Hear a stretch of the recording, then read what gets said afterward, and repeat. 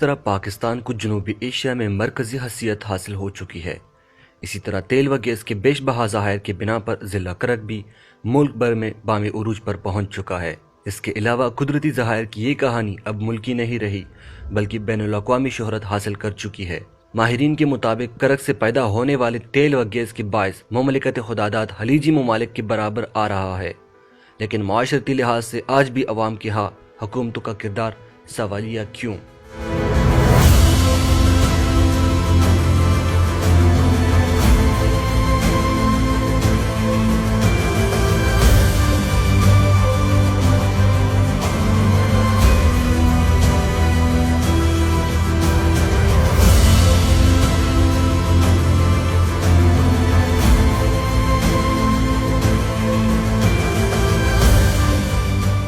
पाकिस्तान को योमिया 4 लाख बैरल तेल की ज़रूरत है, मगर आज मुल्क भर में दरियाफ़त होने वाले ज़खायर से 98,000 बैरल तेल पैदा हो रही है, जो कि मुल्क भर के अवाम की ज़रूरत के लिए इंतहाई कम है।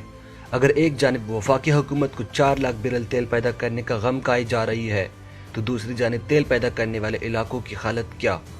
वफाकी हुकूमत का किरदार मशकूक है या सूबाई हुकूमत अपने अवाम का मुकदमा लड़ने में नाकाम हो चुकी है?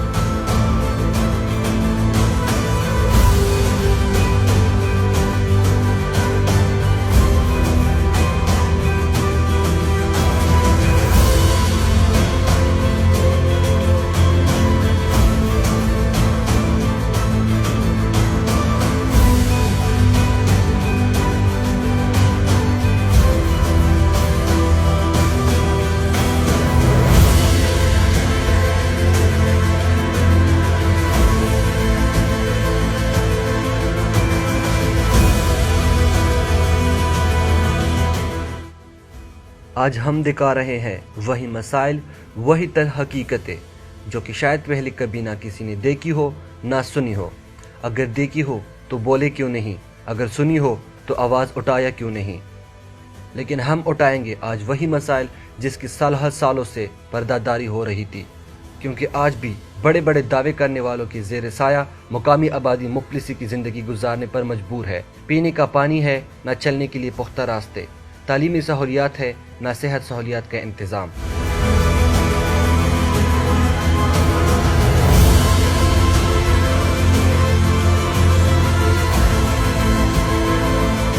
मैं मीडिया की बहुत शुक्रगुजार हूँ कि उसने मुझे अपने मसाइल बयान करने का मौका दिया है। मैं यहाँ पर टीचिंग करती हूँ 2014 से। मैं यूसी जटा इस्माइल खेल से ताल्लुक़ रखती हूँ और यहाँ पर लड़कियों की तालीम की बहुत कमी है। मैं अपने जज्बे से कौम की खिदमत करती हूँ और हमारे इर्द गिर्द 12 गांव है, जिसमें 5% लड़कियां मेट्रिकुलेट है, 1% लड़कियां ग्रेजुएट है, जिसकी तादाद ना होने के बराबर है। यहाँ पर तालीम की बहुत कमी है। लड़कियां 5 पास करके इसके बाद इनकी तालीम का सिलसिला स्टॉप हो जाता है। मैं कहना चाहती हूँ कि इस यहाँ पर लड़कियों की ना तो कोई मिडिल स्कूल है गर्ल्स, ना हाई स्कूल है, और फिर कॉलेज तो बहुत दूर की बात है। मैं ये चाहती हूँ कि यहाँ पर गर्ल्स के लिए अलग एक स्कूल, मिडल्स या हाई स्कूल बना दिया जाए, ताकि लड़कियों का ये सिलसिला तालीम का इस तरह जारी रहे। हेमा नजरीन नमा तुमी जते उबो तकलीफ ता स्कूल न हाल तनस्ता मुझे चालते चे गवर्नमेंट स्कूल जो शीशा दे परा और कलिनो ने समान मिस्टर स्कूल शिस्ता से डॉक्टर जोड़े खोच मिस्टर स्कूल ने जोड़। हमारे मसाइल बहुत ज़्यादा हैं, सेहत के मसाइल भी हैं, तालीम के मसाइल भी हैं, लेकिन मैं तालीम के मामले में बात करूँगा।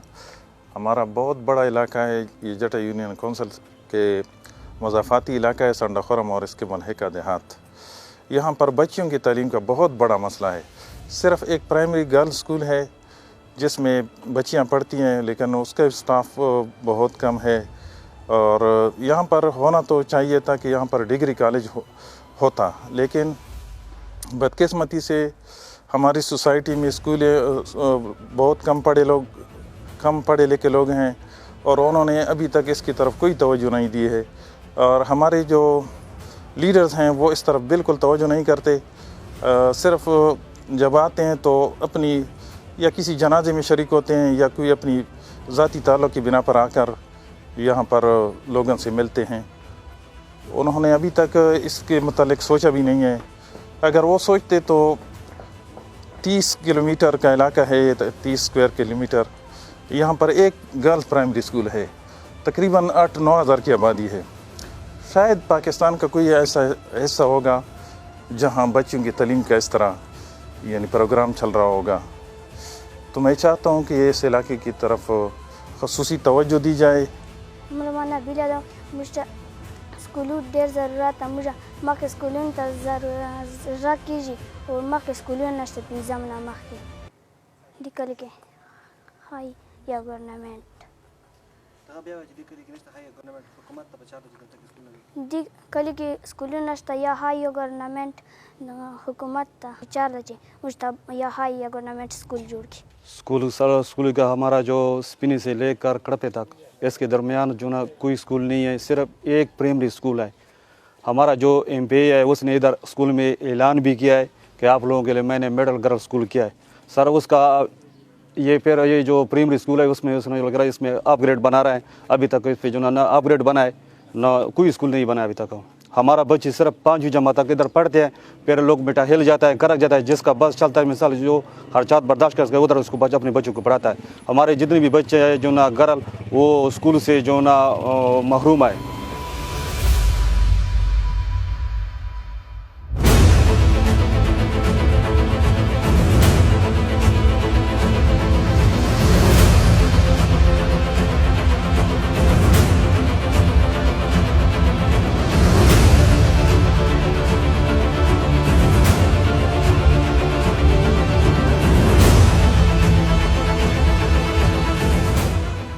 कवायद व ज़वाबित के मुताबिक हासिल होने वाली पैदावार की 50% रॉयल्टी मुकामी आबादी के मसाइल के खात्मे पर खर्च किया जाएगा। अगर एक जानिब आलमी कंपनियां सोशल वेलफेयर पर 170 मिलियन, फ़नी तरबियतों पर 32 मिलियन, जलज़ला व सैलाब ज़दगान की इमदाद पर 73 मिलियन, शहराओं की तामीर पर 430 मिलियन, खुशहालगढ़ के मकाम पर नए पुल की तामीर पर 700 मिलियन और प्रोडक्शन बोनस फंड्स की मद में 959 मिलियन रुपए वफाकी हुकूमत को देने का दावा कर चुकी है। मगर सवाल ये पैदा हो रहा है कि सरजमीनी करक से हासिल होने वाले पैदावारी फंड सिर्फ और सिर्फ मुल्क की दूसरे हिस्सों पर खर्च क्यों हो रही है, कबीला हटक की तरक्की पर क्यों नहीं। अगर कंपनी के फंड्स करक पर खर्च हुई है तो तरक्की क्यों दिखाई नहीं दे रही, क्यों आज भी मुकामी आबादी जोहड़ों का पानी पीने पर मजबूर है। पानी का मसला है कि सुबह की नमाज से मैं निकला हूँ मस्जिद से, जब भी देख रहा हूँ 5-6 औरतें हर घर से निकलती है, दूसरी का जिसके घर में तो पंप लगा हुआ है वहाँ जाके उससे पानी वसूल करता है। तब हमारे गाँव का गुजारा चल रहा है। यहाँ पे तालाब भी खुश्क हो गए, तालाब में बिल्कुल गुड पानी नहीं, आप लोगों ने खुद देखा होगा। वहाँ पे जिला करक जो दुनिया को बाहर से स्विट्जरलैंड नजर आता है, लेकिन इस जिले के अंदर क्या होता है वो तो आपने देखा होगा। लेकिन ये वो पानी है जो जानवर और इंसान साथ साथ पीते हैं। मुझे स्कूल के ओबा नश्ता मजबूरी तो गुदर न बच्चू मजबूरी दाक्सो बच्चू आप मिस्टर ज़रूरत है वो था।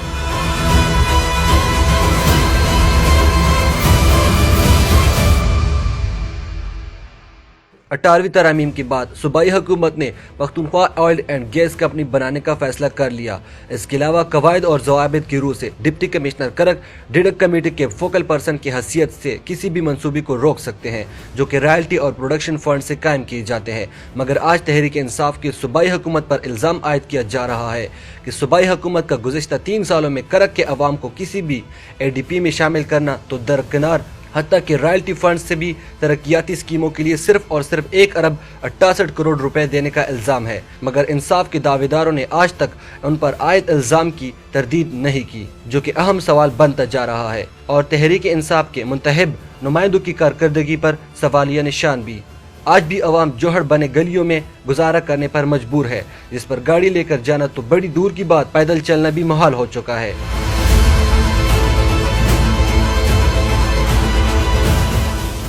गलियों के हालात तो आप लोग देख रहे हैं। ये हमारा इलाका है, हमारे यहाँ के जो है ना लोकल नाजिम कल आए थे और हमारे जो है ना MP 3-4 साल से जो मेंबर यहाँ तक हमारे गांव को आए ही नहीं है।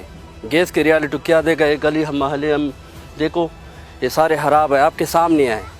बल्दियाती मेंबरान जो है ना उस नाम, वो तो पहले मेरे भाई ने कहा वो नाम क्या है, वो तो आजकल सिर्फ जरगे करते हैं, बाकी उसकी पास तो कुछ नहीं है, UGTC के पास जाते हैं लेकिन वहाँ उसको कुछ नहीं मिलता है। बाकी जो है ना वो MPA वगैरह तो उसका शक्ल भी हमने नहीं देखा है गुल साहिब खान का।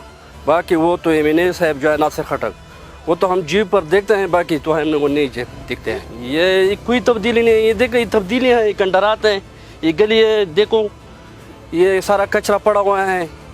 तो फिर अगर नया पाकिस्तान होता तो ये आप लोग इसको देखते तो फिर हम इसको सिफत करते देखते, अच्छा बात है ना।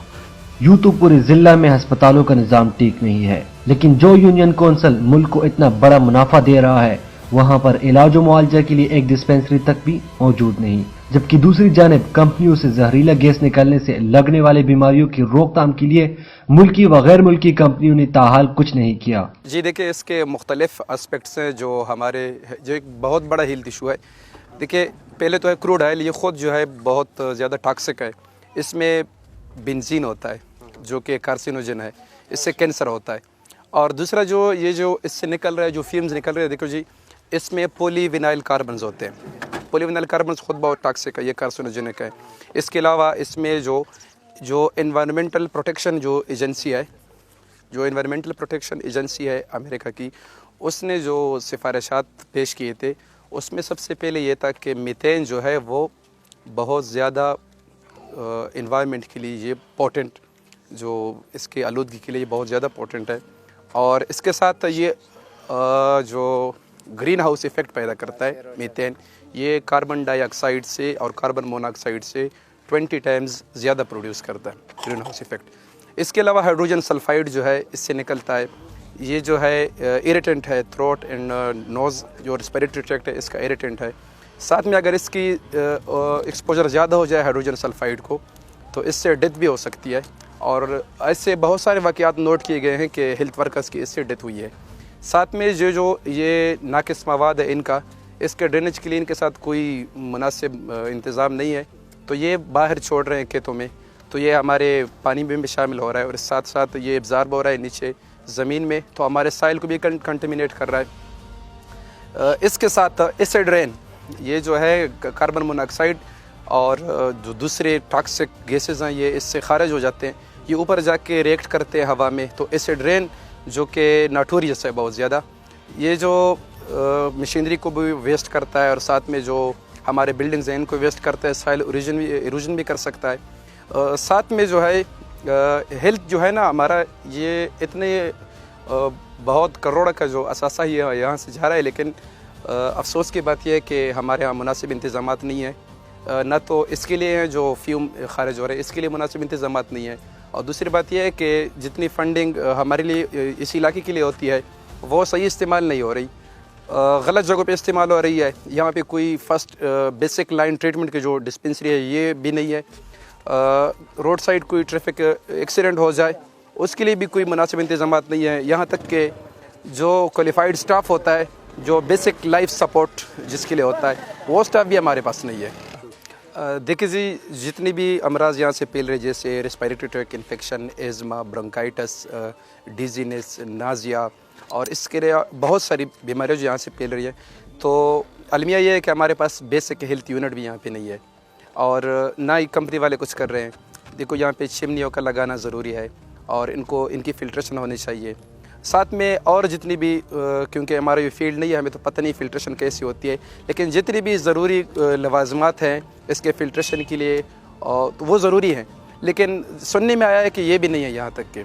अगर हम यहाँ पे देखें तो कड़पा से लेकर स्पिनी बांडा तक दरमियान में कोई हॉस्पिटल नहीं है। यहाँ पे एक हॉस्पिटल बनाना चाहिए, वो भी तकरीबन 20 बेड पे मुश्तमिल होना चाहिए, क्योंकि यहाँ पे अक्सर हादसात कड़पा से लेकर ये स्पिनी बांडा तक के दरमियान होते हैं। और दूसरी बात यह है कि जो मौजूदा जो हॉस्पिटल है DHQ करक जो है और तहसील का जो है बेडिशा तहसील का जो है, इसमें वो मतलब बहुत कुछ करना चाहिए। इसमें स्पेशली बर्नल जो यूनिट है वो होना चाहिए, क्योंकि अब अक्सर ये गैस की वजह से हादसात होते हैं। तो यहाँ पे हमारे लिए जो मरीज़ जो होते हैं हमें वो पेशावर लेके जाते हैं, तो ये बड़ा मसला है। मैं ये कहना चाहता हूँ कि ये बहुत ज़रूरी है हम लोगों के लिए। और दूसरी बात जो है, ये हमारे जो MPA साहब है उसकी भी मैं ये रिक्वेस्ट करना चाहता हूँ आप लोगों की तवज्जो से कि कम से कम आप OGDC पे या मॉल कंपनी पे ज़ोर डालें, ताकि हमारे लिए यहाँ पे एक हॉस्पिटल, अगर वो भी ना हो सक तकरीब इमरजेंसी के लिए जो है ना वो एक डिस्पेंसरी कायम करें। अच्छा, यहाँ का जो 20-30 साल हो गए तकरीबन, हमारे जो इधर हॉस्पिटल का कोई सहूलत नहीं है। बहुत से लोगों को तकलीफ होती है। कंपनी 2008 से आई हुई, गैस इधर आया हुआ है, करोड़ों का कम पैसा खा रहा है, रियलिटी खा रहा है, लेकिन अभी तक जब भी हम कंपनी वालों के पास जाता है तो वो कहता है हो जाएगा। इसी तरह हम लोगों को सारा साल गुजर जाता है पूरा, फिर जब हम उठ जाते हैं फिर जाते हैं, इसी तरह हमको डील देता है। लेकिन अभी तक कोई मसला हल नहीं हुआ अस्पताल का। मसले तो बहुत ज़्यादा है, गऊ को तकलीफ हर चीज़ का होता है, लेकिन हमारी सबसे ज़्यादा अहम मसला है अस्पताल का, वो अभी तक नहीं है। क्योंकि ये देहात इलाका है, इसमें बहुत सारे गऊ भी हैं, लेकिन यहाँ कोई अस्पताल का सहूलत नहीं है।